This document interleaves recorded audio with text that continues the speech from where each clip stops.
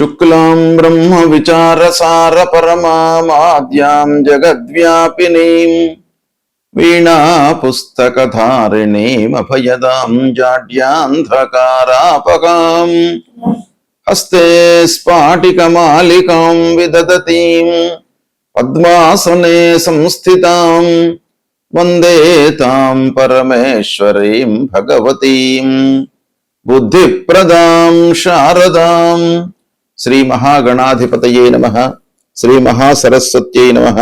శ్రీ గురుభ్యో నమః.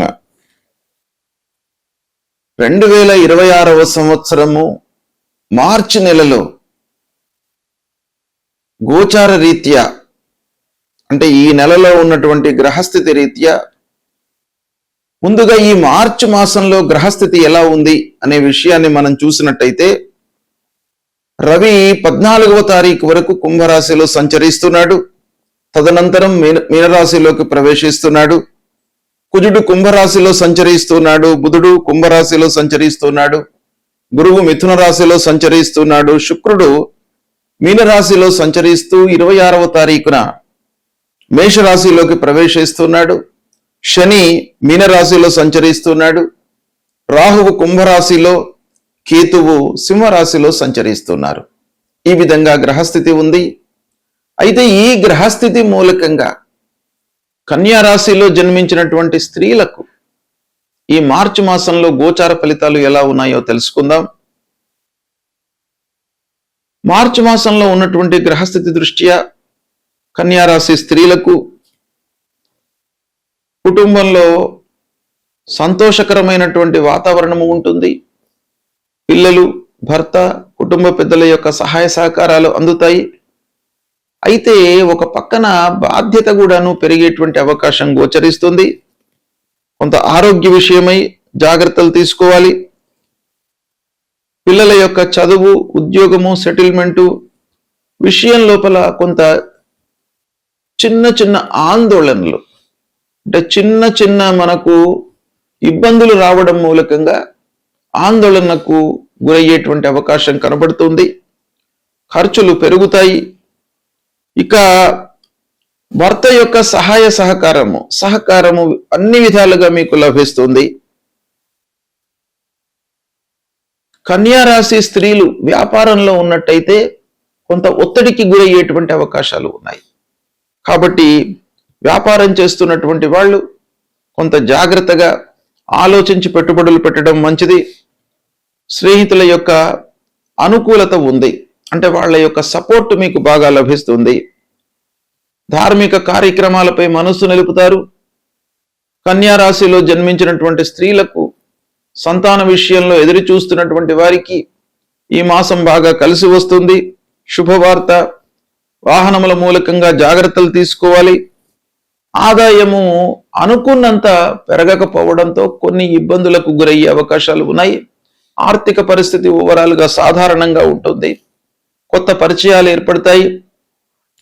కోర్టు పనుల లోపల కొంత ఆలస్యం గోచరిస్తుంది. ఇకపోతే సమాజంలో, అంటే నలుగురి లోపల, మీ ఫ్రెండ్ సర్కిల్లో మీకు మంచి గుర్తింపు లభిస్తుంది.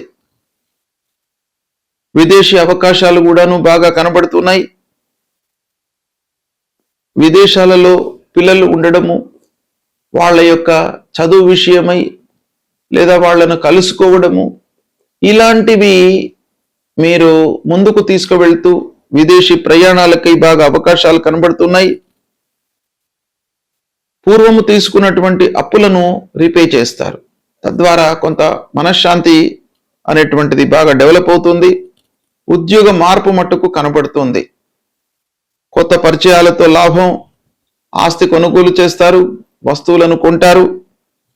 ఇకపోతే సంతోషకరమైనటువంటి పనులు ఎక్కువగా మీకు ఈ మాసంలో కలిగేటువంటి అవకాశాలు ఉన్నాయి. ఆదాయం పెరుగుతుంది. ఓవరాల్గా ఈ నెల కన్యా రాశి స్త్రీలకు బాగానే కలిసి వస్తుంది. అయితే కొంత బాధ్యతల మూలకంగా ఆరోగ్యం పైన మీరు ఫోకస్ చేయలేనటువంటి స్థితి ఏర్పడుతుంది. కనుక మీరు కొంత ఆరోగ్యానికి ప్రాధాన్యత ఇవ్వండి. పిల్లలకు ప్రాధాన్యత ఇవ్వండి. తద్వారా మీకు సంతోషం అనేటువంటిది ఈ మాసంలో బాగా కనబడుతుంది. సద్వినియోగపరచుకోండి. గ్రహస్థితి ప్రతికూలంగా ఉన్నప్పుడు మనము ఏమి చేయాలి?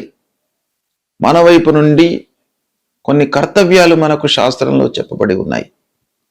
ఒకటి, ప్రధానంగా ఏ గ్రహాలైతే మనకు ప్రతికూలంగా ఉన్నాయో వాటికి సంబంధించినటువంటి కారకత్వాలు, వాటికి సంబంధించినటువంటి వాటిపై మనము నియంత్రణతో ఉండాలి. అంతేకాకుండా అనుగ్రహము కొరకై కొన్ని పరిహారాలు చేసుకోవాలి. సూర్యుడు ప్రధానమైనటువంటి గ్రహము. సూర్యుడు ప్రతికూలంగా సంచరిస్తున్నప్పుడు అనారోగ్య సమస్యలు కానివ్వండి, శారీరక రుగ్మతలు, మానసికంగా ఇబ్బందులు, పనుల లోపల ఆటంకాలు, ఇలాంటివి మనకు జరిగేటువంటి అవకాశాలు ఉంటాయి. కాబట్టి సూర్యుడు ప్రతికూలంగా ఉన్నప్పుడు తప్పకుండా మనము మూలమంత్రాన్ని జపించడము. సూర్యుడికి సంబంధించినటువంటి మూలమంత్రము జపా కుసుమ సంకాశం కాశ్యపేయం మహద్యుతిం తమోరిం సర్వపాపఘ్నం ప్రణతోస్మి దివాకరం అనేటువంటి మూలమంత్రాన్ని ప్రతినిత్యం కూడాను చదువుకోవడము. తర్వాత సూర్యుడికి నమస్కారము చాలా ముఖ్యమైనటువంటిది. నమస్కార ప్రియో భానుహు అని మనకు శాస్త్రం చెప్తోంది. ఆ సూర్యనారాయణుడికి ప్రతినిత్యం కూడాను ఉదయం పూట లేచి 12 మార్లు సూర్యుడికి నమస్కారం చేసుకుని 3 సార్లు అర్ఘ్యప్రదానం చేసినట్టయితే మీకు ఆ సూర్యుడి యొక్క అనుగ్రహం లభిస్తుంది.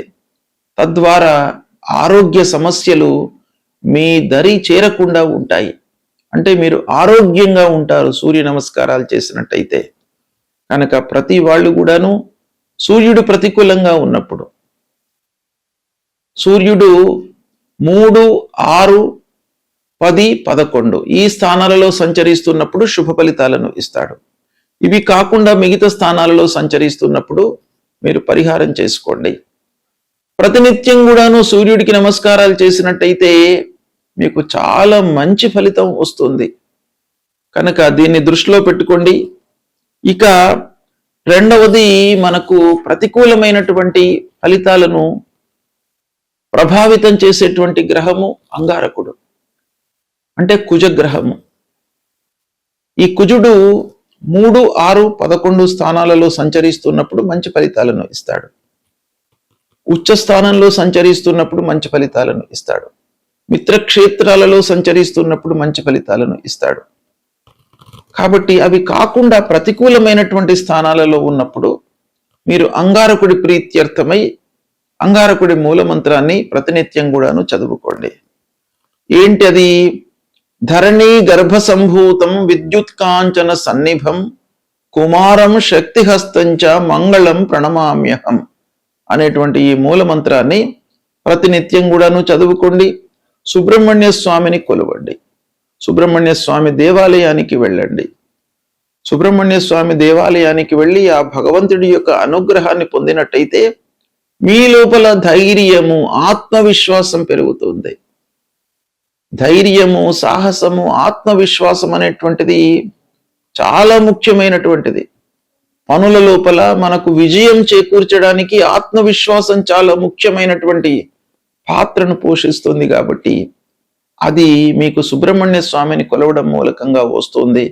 కాబట్టి సుబ్రహ్మణ్య స్వామి దేవాలయానికి వెళ్ళండి. ఇక బుధుడు మీకు మంచి ఆలోచనలను, సమయస్ఫూర్తిని, తర్వాత వ్యాపారంలో మీకు అనుకూలతను ఇచ్చేటువంటి గ్రహము. అలాంటి బుధుడు మీకు ప్రతికూలంగా ఉన్నప్పుడు మీరు విష్ణు సహస్రనామ పారాయణం చేయండి. బుధుడికి సంబంధించినటువంటి మూలమంత్రంతో పాటుగా విష్ణు సహస్రనామ పారాయణం.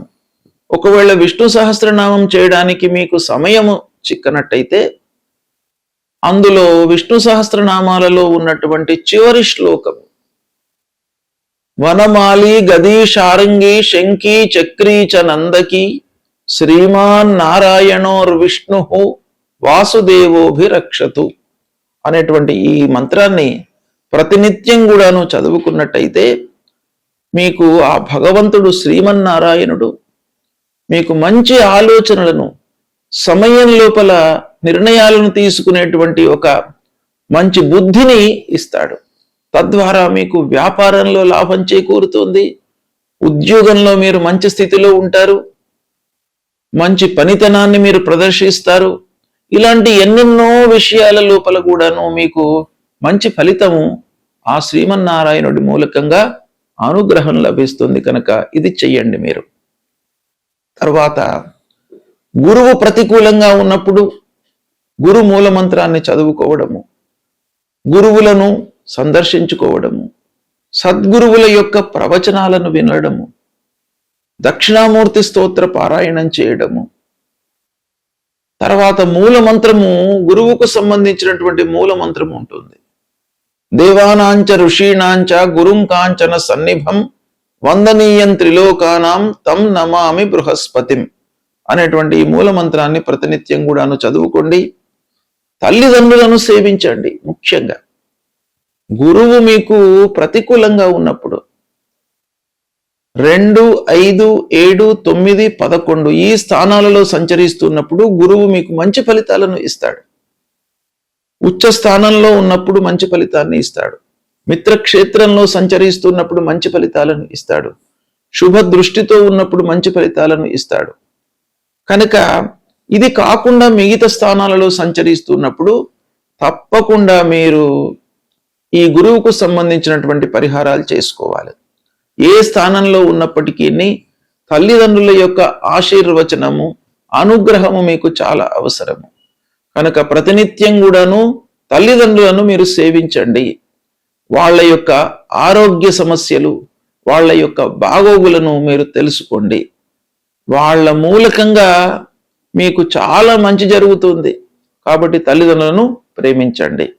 ఇక శనీశ్వరుడు, శని మూలకంగా మీకు కొన్ని పనుల లోపల ఆలస్యము, ఆర్థిక సమస్యలు జరుగుతాయి.